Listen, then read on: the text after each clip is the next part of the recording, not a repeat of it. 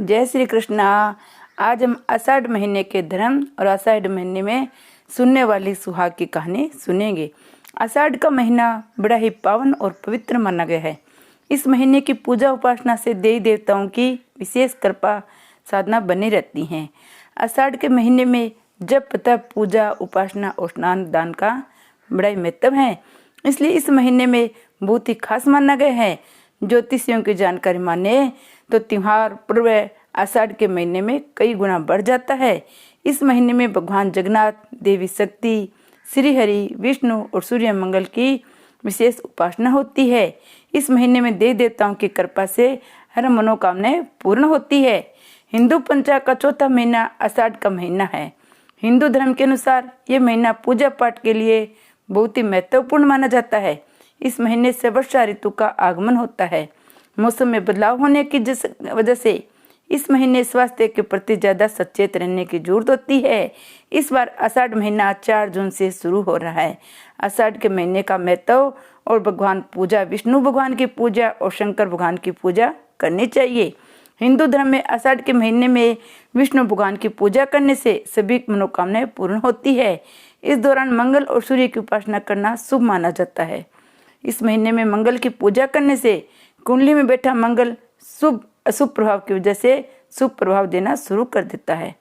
इसी के साथ सूर्य भी शुभ प्रभाव देना आरंभ कर देता है। आषाढ़ महीने में मंगल और सूर्य दोनों ग्रहों की पूजा करने से आप ऊर्जावान होते हैं। इसी के साथ भगवान विष्णु की उपासना करना शुभ माना जाता है। भगवान विष्णु की पूजा करने से सभी मनोकामनाएं पूर्ण होती है।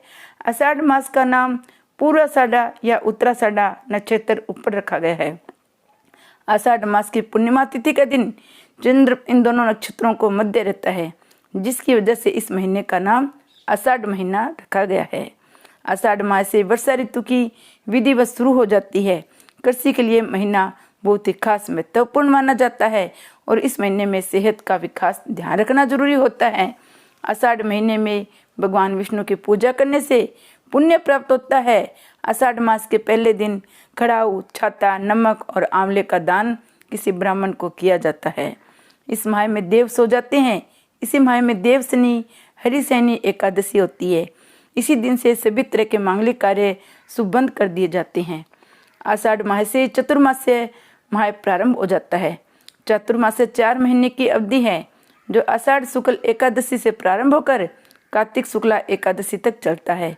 इस अवधि में यात्राएं रोककर संत समाज अपने एक स्थान पर रहकर व्रत, ध्यान और तप करते हैं। इस महीने की कामना पूर्ति का महीना भी कहा जाता है। इस माह में जो भी कामना की जाती है उसकी पूर्ति की जाती है। आषाढ़ माह की पूर्णिमा को गुरु पुण्य का महान उत्सव में मनाया जाता है। वर्ष के इस मास में अधिकांश यज्ञ करने का प्रावधान शास्त्रों के अनुसार बताया गया है। यज्ञ करने से वातावरण बहुत शुद्ध होता है।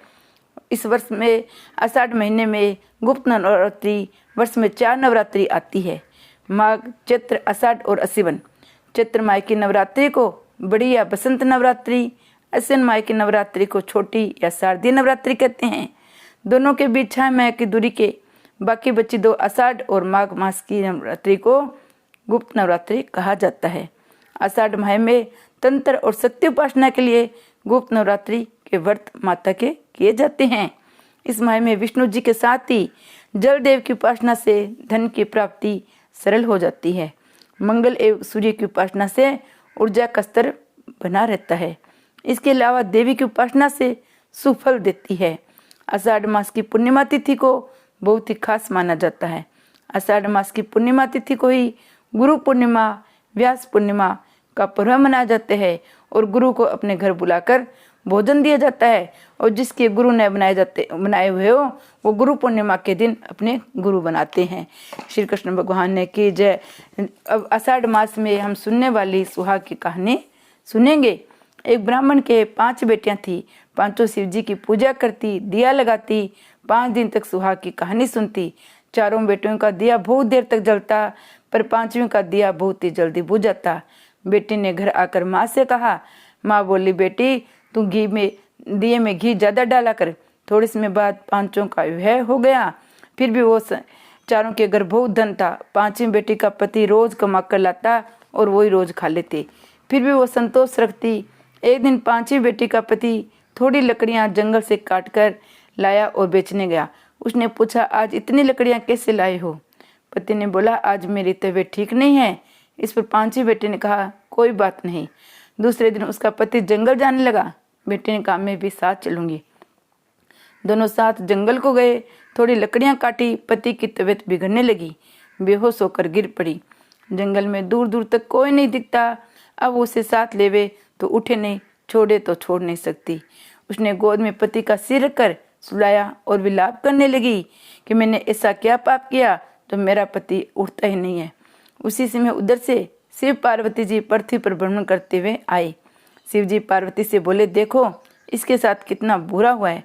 पार्वती बोली, भोलेनाथ, हमें उसकी मदद करनी चाहिए। उसके पास आकर हालचाल पूछा। उसने सब बात कह सुनाई। सब हाल जानकर शिवजी बोले, इसे लेकर घर क्यों नहीं जाती? ये तो मर गया है। तब बेटी बोली, मैं तो कहीं नहीं जाऊंगी, और रोने लगी। शिवजी को दया आ गई और बोले, तू वही है ना जिसका दिया जल्दी बुझ जाता था? उसने हाँ कहा। शिवजी बोले, तूने दिया तो लगाया पर कभी सुहाग की कहानी पूरी नहीं सुनी। बेटी शिवजी के पैर पकड़कर बोली, मेरे पति को जीवित कर दो, मैं आप जो कहेंगे सब करूंगी। शिवजी ने अमृत के छिंटे दिए। उसका पति अंगड़ाई लेता हुआ बैठ गया। बोला, मुझे बहुत नींद आई। पत्नी बोली, ऐसी नींद किसी दुश्मन को भी नहीं आवी। चलो अपना घर चले, मुझे सुहाग का उद्यापन करना है। उद्यापन में 5 स्टील की कटोरियां, 5 चूड़े, मोली, सिंदूर, बिंदी, काजल, ब्लाउज, पीस, श्रद्धानुसार सुहाग की सामग्री 5 कटोरियों में रखकर मंदिर या ब्राह्मणों को देवे। स्टील की कटोरी में सभी सुहाग सामग्री, रुपए, ब्लाउज, पीस महादेव जी के मंदिर में चढ़ाए। एक स्टील के दीपक में बत्ती व घी डालकर महादेव जी की जोत जलावे। बंचे हुए बाकी 4 कटोरी सुहाग सामग्री अपने बहन बेटियों या ब्राह्मणियों को देवे। उसने घर आकर विधि विधान से उद्यापन किया। उसकी सारी परेशानियां दूर हो गई। घर में ठाट बाट हो गई। दोनों पति पत्नी संतान के साथ सुखपूर्वक रहने लगे। हे शिव जी महाराज, मैंने सुहाग दियो बिसो सब नहीं देना, कहते गो सुनते गो, माने भी हमारी बहन बेटियां ने भी। इसके बाद विनायक जी की कहानी सुना। एक बार गणेश जी एक छोटे बालक के रूप में चिमटी में चावल, चमचे में दूध लेकर निकला। वह हर किसी से कह रहे, कोई मेरी खीर बना दो, कोई मेरी खीर बना दो। एक बुढ़िया बैठी थी। उसने कहा, ला मैं बना दूं। वह छोटा सा बर्तन चढ़ाने लगी। गणेश जी ने कहा, दादी माँ, छोटो सा भगोना मत चढ़ाओ, तुम्हारे घर में जो सबसे बड़ा भगोना है वही चढ़ा दो। बुढ़िया ने वही चढ़ा दिया। वह देखती रह गई। वह तो पूरा भर गया। गणेश जी ने कहा, दादी माँ, मैं नाकर आता हूँ। खीर तैयार हो गई। बुढ़िया के पोते पोती खीर खाने के लिए रोने लगे। बुढ़िया ने कहा, गणेश जी आपके भोग लगाना, कहकर चूल्हे में थोड़ी सी खीर डाली, कटोरे भर भर कर बच्चों को दे दी। पड़ोसन ऊपर से देख रही थी। बुढ़िया ने सोचा ये चुगली खा देगी, तो कटोरा भरकर उसे भी पकड़ा दिया। बेटे की बहू ने चुपके से एक कटोरा खीर खाई, कटोरा चक्की के नीचे छुपा दिया। अब भी गणेश जी नहीं आए। बुढ़िया को बहुत भूख लग रही थी। एक कटोरा खीर का भरकर किवाड़ के पीछे बैठकर एक बार फिर कहा, जय गणेश जी आपके भोग लगाना, और खाना शुरू कर दिया। तब गणेश जी आ गए। बुढ़िया ने कहा, आजा रे गणेश जी, खीर खा ले, मैं तो तेरी राह देख रही थी। गणेश जी ने कहा, दादी माँ मैंने खा ली। बुढ़िया ने कहा, कब खाई? गणेश जी ने कहा, जब तेरे पोते पोती ने खाई तब खाई, जब तेरी पड़ोसन ने खाई तब खाई, जब तेरी बहू ने खाई तब खाई, और जब तूने खाई तो पेट भर पूरा ही खा लिया। बुढ़िया ने कहा, बेटा सारी बात तो सच है, पर बहू बेचारी का तो नाम मत ले, वो तो सुबह से काम में लगी है। उसने खीर कब खाई? गणेश जी ने कहा, चक्की के नीचे देख, जूठा कटोरा पड़े, तूने तो मेरे भोग तो लगाया, वो तो वैसे ही खा गई। बुढ़िया ने कहा, बेटा घर की बात है, घर में रहने दो, बता बंची खुंची खीर का क्या करूं? गणेश जी ने कहा, नगरी जिमा दे। लोगों को नुनता दिया। सब हंसने लगे। बोले, कल तक तो खाने को पता नहीं था, आज नगरी जिमावेगी। फिर भी लोग आए और ठाठ से जिमे। नगरी जिमा दी, तब भी भगोना पूरा ही भरा पड़ा था। राजा का पता लगा। बुढ़िया को बुलाया और कहा, क्यों बुढ़िया, ऐसा भगोना तेरे घर में अच्छा लगे या हमारे घर? बुढ़िया ने कहा, राजा जी आप ले लो। राजा जी ने खीर का भगोना महल में मंगा लिया। लाते ही खीर में कीड़े मकोड़े, बिच्छू, कांसले हो गए। दुर्गंध आने लगी। राजा ने कहा, बुढ़िया भगोना वापस ले जा, तुमने मुझे क्या कर दिया? बुढ़िया ने कहा, राजा जी आप देते तो पहले ही कभी देते, ये भगोना तो मुझे मेरे गणेश जी ने दिया है। बुढ़िया ने भगोना वापस ले लिया। लेते सुगंधित खीर हो गई। घर आकर बुढ़िया ने गणेश जी से पूछा, बची हुई खीर का क्या करूं? गणेश जी ने कहा, झोंपड़ी के कोने में खड्डा खोद कर गाड़ दे। उसी जगह सुबह उठकर वापस खोदेगी तो धन के 2 चरे मिलेंगे। ऐसा कहकर गणेश जी अंतर ध्यान हो गए। जानते समय झोंपड़ी के लात मारी तो झोंपड़ी के स्थान पर मैल हो गया। सुबह बहू ने फावड़ा लेकर पूरे घर को खोद दिया तो कुछ भी नहीं मिला। बहू ने कहा, सासू जी थारो गणेश जी तो झूठो है। सास ने कहा, बहू मारो गणेश झूठो तो नहीं है, ला मैं देखूं। वह सुई लेकर खोदने लगी तो टन टन करते 2 धन के भगोने निकल आए। बहू ने कहा, सासू जी गणेश जी तो साचो है। सास ने कहा, गणेश जी तो भावना के भूखे हैं। हे गणेश जी, जिसो तूने बुढ़िया माई को दियो विसो सब नहीं देना। कहानी कहते न सुनते न उकारो बरते न, माने भी देना, हमारे परिवार ने भी देना। जय गणेश जी महाराज की।